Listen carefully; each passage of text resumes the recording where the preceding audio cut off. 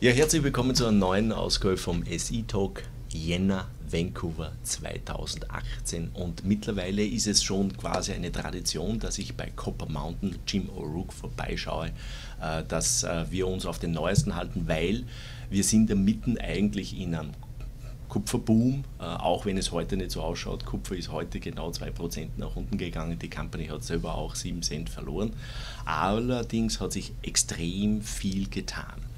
Vielleicht können Sie sich noch erinnern, beim letzten Unternehmen, beim letzten Interview habe ich gefragt, ob Sie auch noch Akquisitionen schauen und siehe da, vor gut 5 Wochen, 6 Wochen haben Sie eine Akquisition bekannt gegeben und zwar von einer Firma, die wir in Europa sehr gut kennen.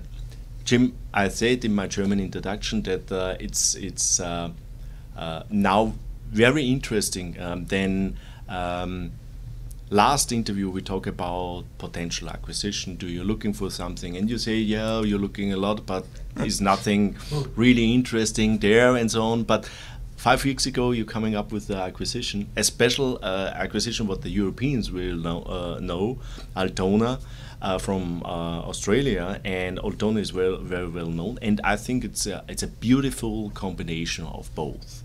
Right.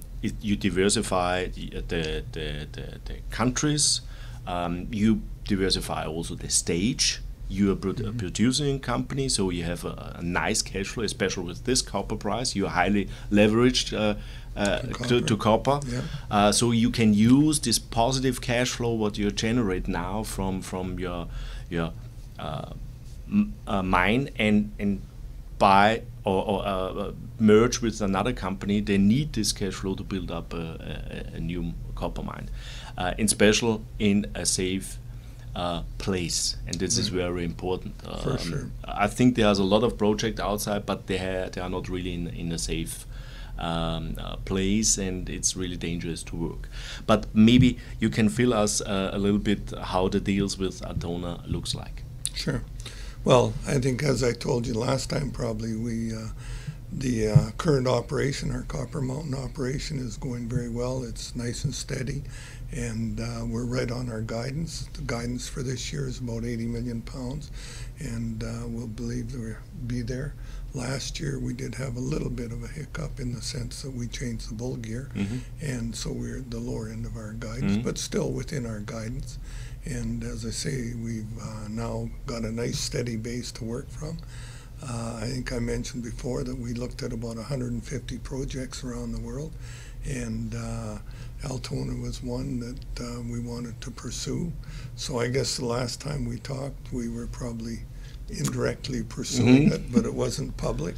And but you have a nice poker face on it, and I don't realize anything that you work really close on a deal. So. Right.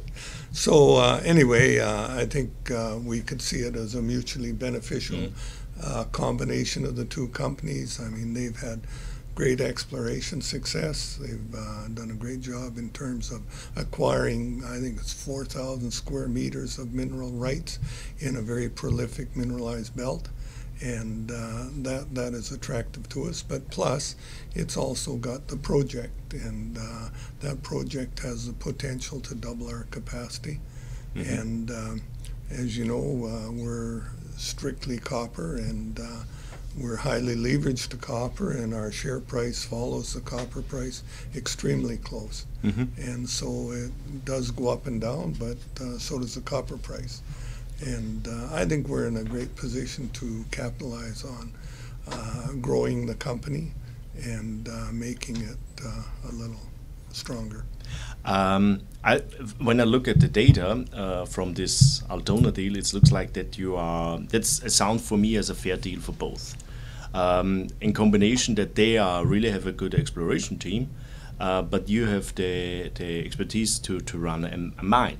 And I think also with the cash flow what you produce, it's much easier for you to get the capex setting up for bring this in production. Right. Then I see the most problem what the exploration company have is when it's come to this point that they have not the expertise to raise this money and build a mine. It's 2 stages. Exploration and mining are right. No, I think that's right. And as I say, our operation is very stable now. We've got a great crew, very efficient, and we're ready to tackle another project. Everyone's quite excited about it. And I think in terms of the project, I think it's good for them, it's good for us, and they do increase their liquidity. They become part of an operation that is in production, so that if there is a nice copper boom in the short term, definitely they'll partake in that. And also in the long term with the development of the Altona project. What is the timeline to close this deal? The shareholders vote latter part of March on this, and then we would close it in early April. Okay. You say the deal included 4,000 square kilometers of the exploration. Is there any further potential that you maybe then in the future coming up with other interesting projects? For sure, it will take time within that metalliferous zone. Yeah, I think so. As I said, there's a number of identified mineral occurrences.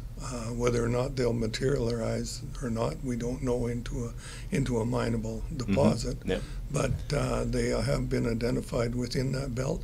And as I said too, the belt is a very prolific belt. I mean, there's many mines. There's a new mine starting just 10 kilometers south of the Little Eva project, and it's a new zinc mine. And then the Ernest Henry mine is quite a big mine. It's a copper producer, and it's only about 40 kilometers away. So there's a whole belt. The belt stretches about close to 80 kilometers long that we have mineral rights to. So quite exciting. Is there a timeline, if everything running fine, to when the project really can go in production? Well, I guess there's I know a lot of I's to dot and T's to cross in the meantime, but there's no question. I mean, if we get a positive vote, I think we're quite excited. We'd like to push it forward quickly, and the timeline, I guess, would be that we have to finish our bankable feasibility study, and that's in progress, and that should be completed about the same time as the vote is completed.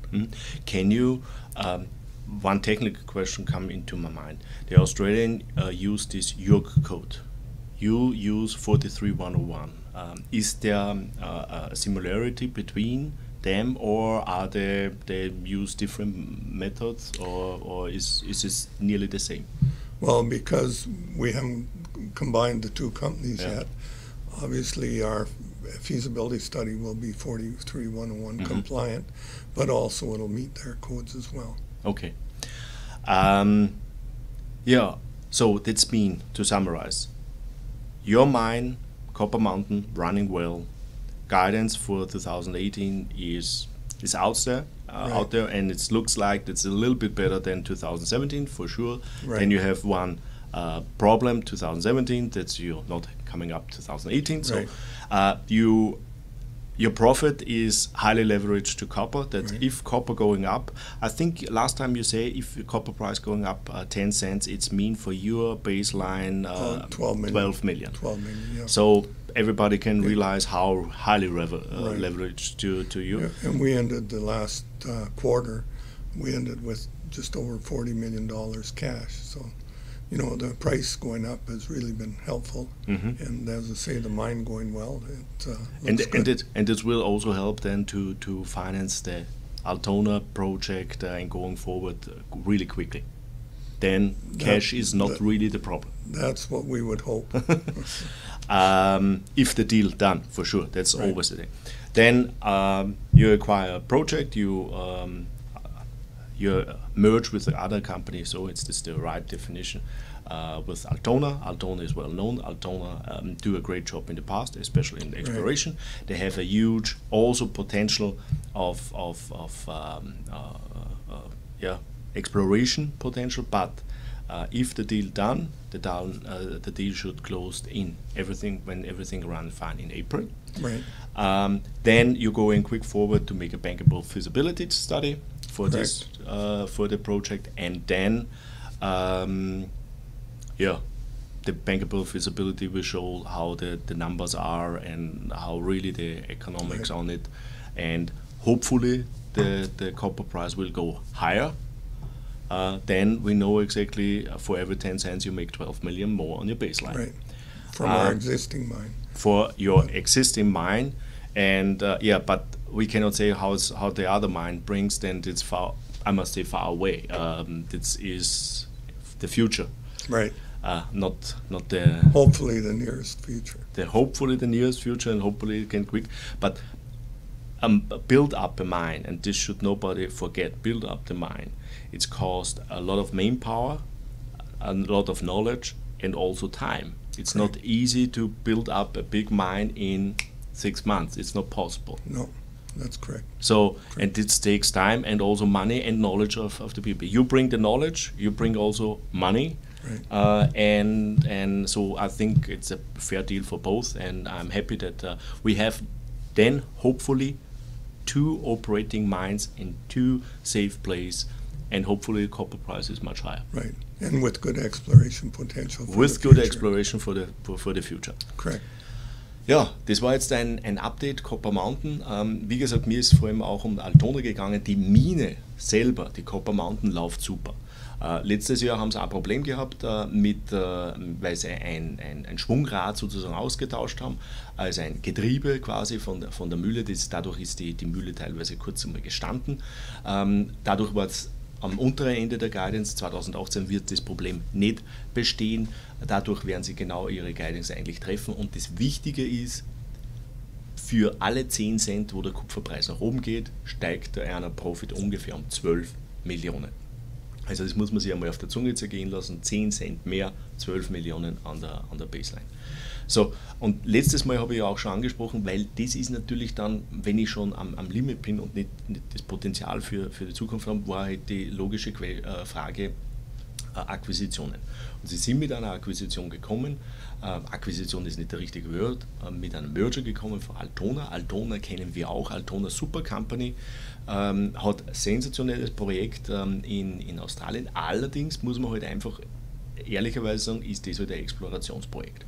Und bis ein Explorationsprojekt in Produktion geht, sind viele Schritte notwendig und auch andere Manpower notwendig. Denn ich brauche andere Leute, die eine Mine in Produktion bringen, als wie die Exploration machen.